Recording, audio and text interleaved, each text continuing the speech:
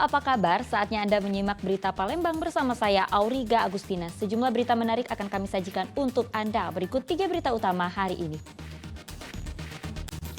Pemilik usaha minuman keras oplosan di Kabupaten Banyuasin ditangkap polisi saat sedang mendistribusikan ribuan miras.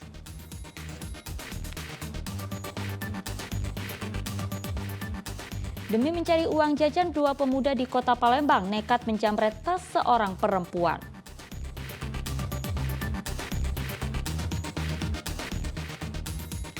Gelar Pahlawan Nasional dianugerahkan kepada Maijen TNI Soeharto Sastro Suyoso, dokter asal Ogan Ilir.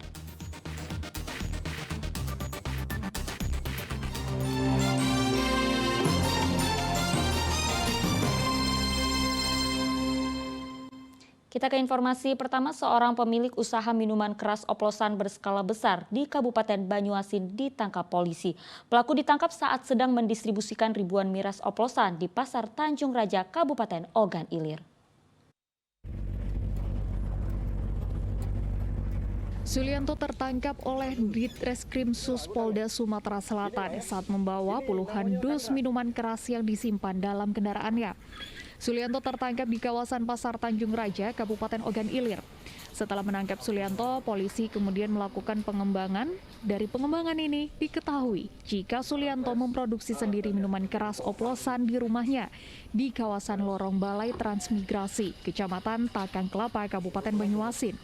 Polisi pun langsung bergerak ke TKP kedua. Di TKP kedua, polisi ditemukan 1.800 lebih botol minuman siap edar dengan berbagai merek, alat pres tutup botol, 6 botol pewarna makanan, dan 8 jerigen kosong bekas alkohol. Menurut Sulianto, ia sudah memproduksi miras oplosan sejak bulan Maret 2022. Dalam 1 bulan, ia mampu memproduksi 480 botol miras oplosan. Otodidak, terus untuk per bulannya berapa?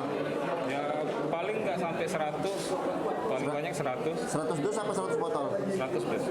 Berapa duit itu untuk pendapatan Bang? Ya paling keuntungan 1 dus 50.000. Ini kita kerja sendirian kok ya? Iya sendiri. Oke. Untuk biaya pemasaran siapa yang bantu nih kok? Sendiri ya. Jadi dijual di mana? Pedagang kaki lima kah? Di Pagaralang, Muara ini, Musi Banyuasin. Iya, itu rata-rata klub malam atau pedagang kaki lima? Di kaki lima. Miras oplosan ini diedarkan dan didistribusikan oleh tersangka ke sejumlah daerah seperti Kabupaten Ogan Ilir, Muara Enim, Pagar Alam, Musi Banyuasin, bahkan ke luar Provinsi Sumatera Selatan. Kaitan dengan kandungannya, kalau menurut kita pasti berbahaya karena dibuat bukan dengan komposisi yang standar yang dimiliki saat ini. Sementara ini masih yang tersangka ini sendiri aja. Ya, dia dari memproduksi sampai mengedarkan dia lakukan sendiri. Atas perbuatannya hukuman 5 tahun penjara serta denda 2 miliar rupiah menanti pelaku. Yanuar Ihrom melaporkan dari Kabupaten Ogan Ilir. Hanya untuk mencari uang jajan, 2 pemuda di kota Palembang nekat menjamret tas seorang perempuan yang merupakan penumpang ojek daring atau online. Barang hasil curian pelaku yang berupa ponsel telah dibuang karena pelaku tidak bisa mengoperasikannya. Kedua pemuda ini harus berurusan dengan polisi lantaran menjamret tas seorang perempuan yang merupakan penumpang ojek daring. Kedua pelaku ditangkap di rumahnya masing-masing, Jalan Balap Sepeda Lorong Muhajirin 4, Kelurahan Lorok Pakjo, Palembang. Selain menangkap pelaku, polisi turut serta menyita barang bukti 1 sepeda motor dan 1 kotak ponsel milik korban. Penjamretan yang dilakukan kedua pelaku ini terbilang sial. Karena setelah mendapatkan ponsel milik korban, kedua pelaku tidak mengetahui cara menyalakan atau mengoperasikan ponsel tersebut. Kemudian pada akhirnya kedua pelaku membuang ponsel milik korban ke Sungai Musi. Dalam aksinya, kedua pelaku kerap mengincar sasaran perempuan. Perkara tindak pidana pencurian dengan pemberatan itu pasal 363 ayat 1 ke 4 KUHP. Itu ancaman 7 tahun. Untuk pelaku ini sementara dari hasil pemeriksaan kami baru belum residivis, belum pernah dihukum, baru kali ini melakukan tindak kriminalitas. Atas perbuatannya, kedua pelaku terancam pasal 363 ayat 1 KUH Pidana dengan ancaman penjara paling lama 7 tahun. Yanarihro melaporkan dari Kota Palembang. 3 anggota begal sadis yang kerap beroperasi di Palembang ditangkap polisi. Ketiga tersangka ditangkap di 2 lokasi berbeda tanpa ada perlawanan. Tim Unit Pidana Umum Polrestabes Palembang menyambangi salah satu rumah di Jalan Perguruan Plaju Palembang untuk menangkap 2 anggota begal sadis berinisial DR dan AW. Usai menangkap keduanya, polisi kemudian melanjutkan perjalanan ke kawasan Lorong Bayu Biru, Plaju Palembang, menangkap 1 tersangka lainnya. Pelaku berinisial SL yang saat itu sedang tidur, kaget saat mengetahui kedatangan polisi. Ketiga jambret sadis pun ditangkap tanpa ada perlawanan. Para pelaku merupakan komplotan begal sepeda motor yang dikenal sadis dan tidak segan-segan melukai korbannya. Tim Opsnal kami berhasil menangkap 3 pelaku curanmor, di mana dari 6 pelaku tersebut yang 3 orang pertamanya sudah kami lakukan penangkapan dan 3 orang yang berikut ini adalah hasil pengembangan. Jadi totalnya 6 dan semuanya dapat kami lakukan penangkapan. Modusnya Bang gimana itu? Modusnya itu dia sama-sama berenam mencegat orang yang lewat, diambil motor secara paksa dan bahkan melukai. Dengan ditangkapnya 3 pelaku komplotan begal sadis yang sudah ditangkap polisi berjumlah 6 orang. Atas perbuatannya, ketiga tersangka dijerat polisi dengan pasal tentang pencurian disertai kekerasan yang ancaman hukumannya paling lama 9 tahun kurungan penjara. Dedi Dirwansyah melaporkan dari Kota Palembang. Seorang pemuda di Desa Tanjung Raja Selatan, Kabupaten Ogan Ilir diringkus polisi setelah nekat menghabisi nyawa orang lain. Pelaku nekat melakukan aksi ini karena ingin membela keponakannya yang terlibat keributan. Siswanto digelandang petugas kepolisian sektor Tanjung Raja pada Jumat pekan lalu. Pria berusia 37 tahun itu adalah satu dari 2 pelaku pembunuhan yang menewaskan seorang pemuda bernama Franco Christian. Tersangka diringkus polisi saat berada di rumah kerabatnya di Desa Talang Balai Lama, Kabupaten Ogan Ilir. Pelaku bersama polisi menyita sebilah pisau yang digunakan untuk menghabisi nyawa korban. Di hadapan polisi, pelaku mengaku tersulut emosi saat korban terlibat keributan dengan sang keponakan Anggi. Pelaku lalu mengambil sebuah pisau yang berada di pinggangnya dan menikam ke punggung korban sebanyak 3 kali.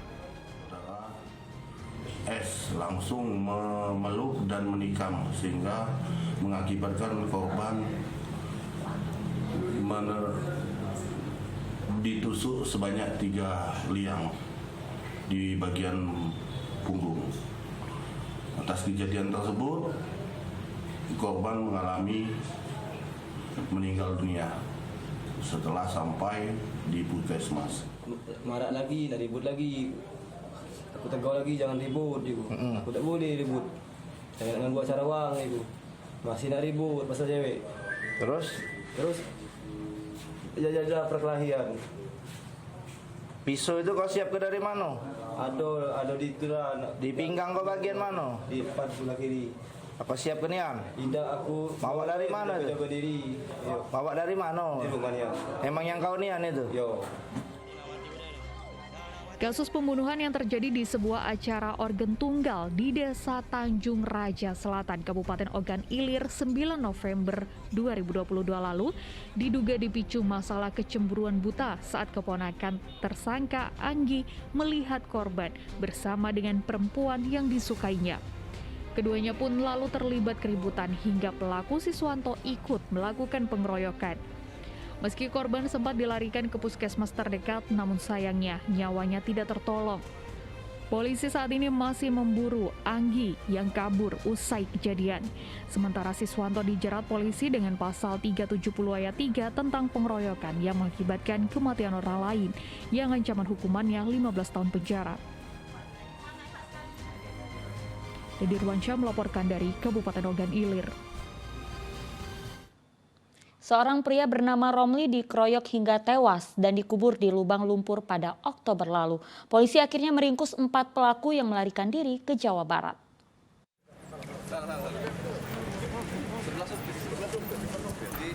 Polisi tim gabungan unit 4 Jatanras Ditreskrimum Polda Sumatera Selatan bersama Polres Ogan Komering Ilir meringkus 4 pelaku pembunuhan, Sutrisno, Supriyadi, Andika, dan Iwan. Keempat pelaku merupakan warga desa Sungai Menang, Kabupaten Ogan Komering Ilir. Ten, Adi, dan Jaka ditangkap pada hari Sabtu 5 November 2022 lalu di kawasan Kabupaten Karawang, Jawa Barat. Sedangkan Iwan ditangkap pada hari Senin tanggal 7 November 2022 lalu di kawasan Bekasi, Jawa Barat.